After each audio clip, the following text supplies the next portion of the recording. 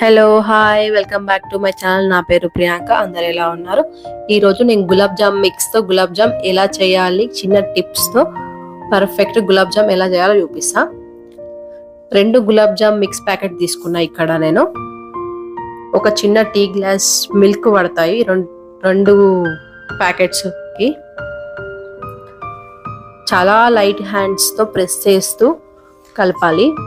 గులాబ్ జామ్ పిండి ఎప్పుడైనా చాలా మెత్తగా ఉండాలి.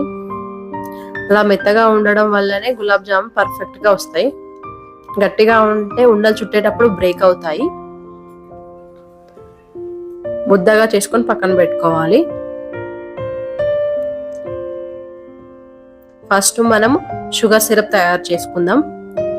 ఒక బాండీ తీసుకొని అందులో 1 కప్పు షుగర్ కి 1 కప్పు వాటర్ మాత్రమే తీసుకోవాలి. ఎక్కువ అయితే తీసుకోవద్దు. షుగర్ సిరప్ వాటరీగా ఉంటే గులాబ్ జామ్ ఎక్కువ పీల్చుకొని బ్రేక్ అవుతాయి.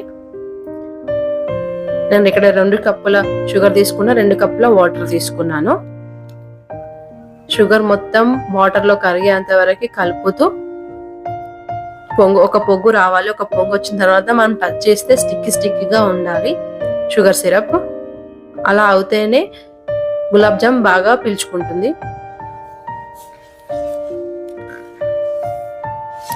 ఇందులో ఒక ఇలాచి, ఒక 2-3 ఇలాచీలు దంచి వేసుకోండి.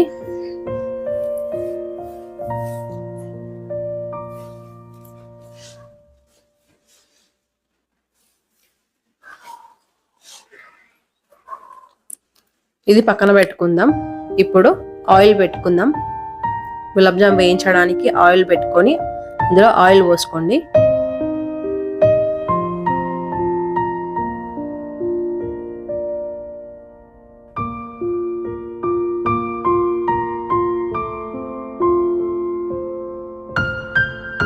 ఇప్పుడు ఉండలు చేసుకుందాం. గులాబ్ జామ్ పిండితో చిన్న చిన్న బాల్స్ గా, మీడియం సైజ్ బాల్స్ గా చేసుకుందాం.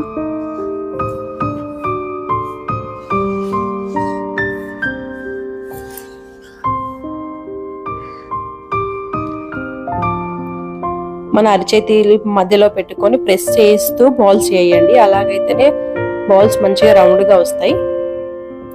ఇలా కొన్ని బాల్స్ వేసి పక్కన పెట్టుకుందాం. ఆయిల్ హీట్ అయి ఉంటుంది. ఈ లోపు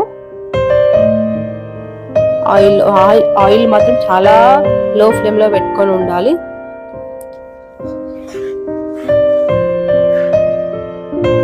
ఒక్కొక్కటిగా వేసుకొని ఫ్రై చేసుకుందాం.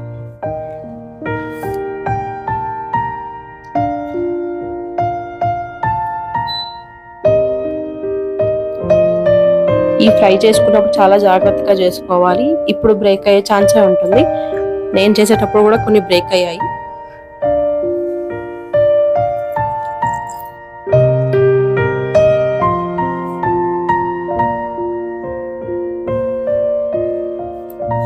ఇన్స్టంట్ గులాబ్ జామ్ మిక్స్ వల్ల కొంచెం బ్రేక్ అయ్యే వస్తాయి.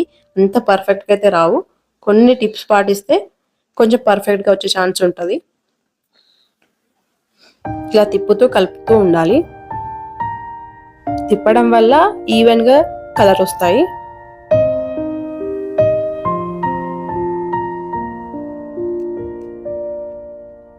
కొంచెం వెయిట్ చేయాల్సి వస్తుంది. కొంచెం టైం పడుతుంది వీటికి.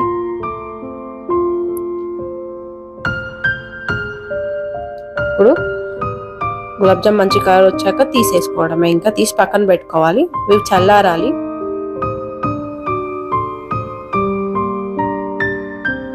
కంపల్సరీ చల్లారిన తర్వాతనే షుగర్ సిరప్ లో వేయాలి. అందుకే ఒకసారి తీసి పక్కన ఒక 5 మినిట్స్ అలా పక్కన పెట్టుకుంటే చల్లారిపోతాయి. ఆ లోపల మనం ఇంకో బ్యాచ్ రెడీ చేసుకొని ఇంకో బ్యాచ్ ఫ్రై చేసుకోవాలి ఆయిల్లో వేసుకొని.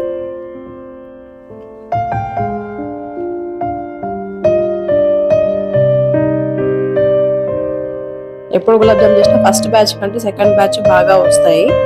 అదేంటో నాకైతే అలాగే అవుతుంది. ఇప్పుడు ఈ సెకండ్ బ్యాచ్ బాగా వస్తుంది. చూడండి, పర్ఫెక్ట్ స్వీట్ హౌస్ లో చేసినట్లే ఉంటాయి. బయట కొన్నవిలాగానే ఉంటాయి.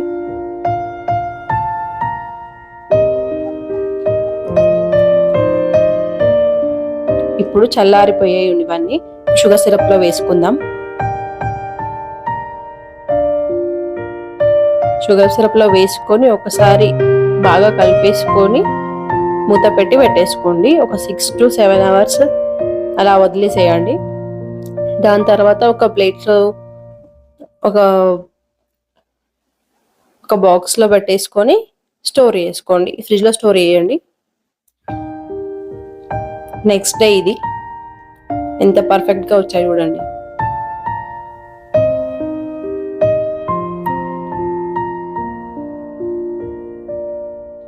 ఒక బాక్స్లో తీసి పెట్టుకొని ఫ్రిడ్జ్లో స్టోర్ చేసుకుంటే చల్లగా.